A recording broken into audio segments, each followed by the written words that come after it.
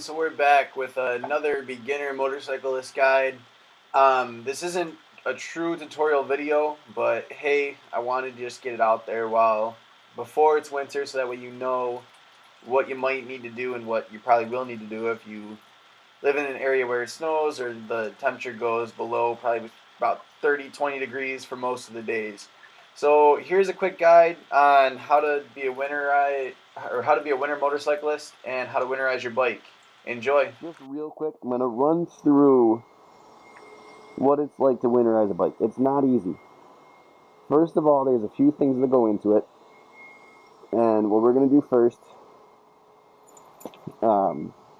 is expose the battery.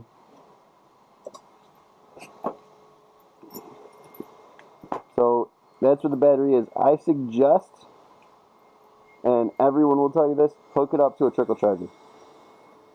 I'm going to be completely honest with you.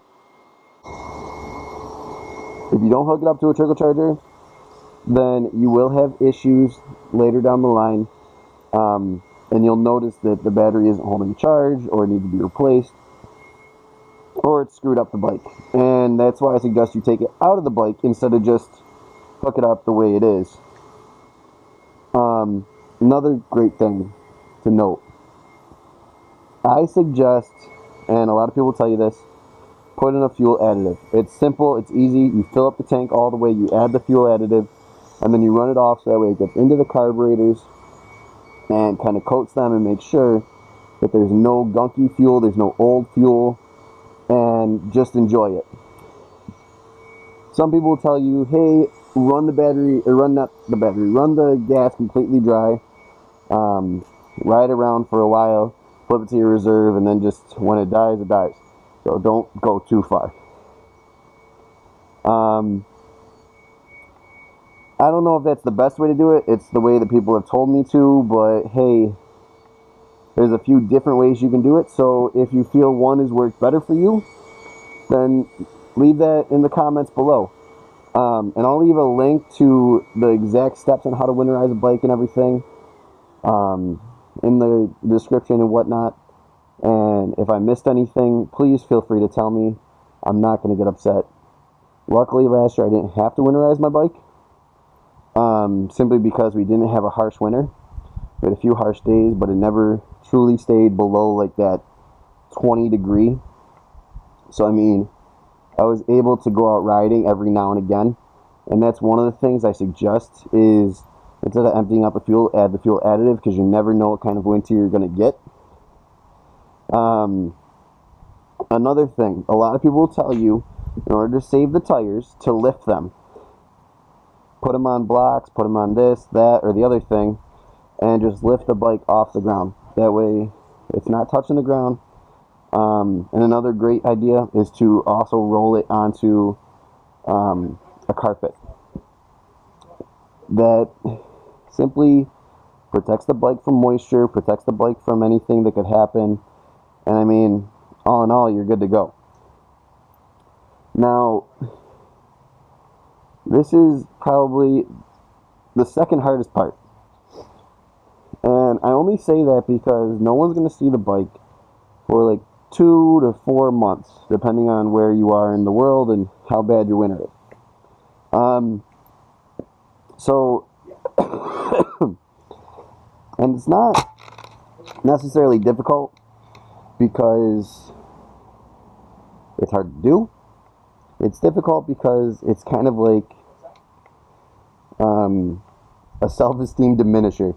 I mean, I wash my bike typically once to twice, or not once to twice a month. I wash my bike typically 3 to 4 times a month. So once a week to every other week, depending on how much I'm riding and whatnot and all that. So washing your bike when you know no one's going to see it sucks. You know no one's going to be able to admire how clean it is, how clean cut it is. I mean, obviously I need to wash mine right now, but hey, it's going to get dirty. But you don't want those bugs and that grime and that road, anything that you picked up from the road sitting on the bike throughout the winter, because it's going to corrode it And I mean, I have a few nicks from where some stones came up and hit it, but I can't control that. Again, it's my first bike. It's 21 years old. So obviously it's going to have some nicks and scrapes and scratches, but if that's the minimum it has, I'm good to go. I mean, it's still in a beautiful condition, in my opinion. I mean, it runs phenomenally, it works phenomenally. So washing your bike before putting it away is one of the hardest parts. I suggest doing that first, so that way it's out of the way and you can get to the nitty gritty stuff. Also, change over the oil filter and change the oil. Two big things that will help you out. The reason why they'll help you out is simply because that oil is old.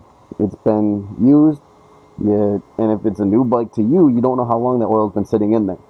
So just change the oil. It's a good time to do it.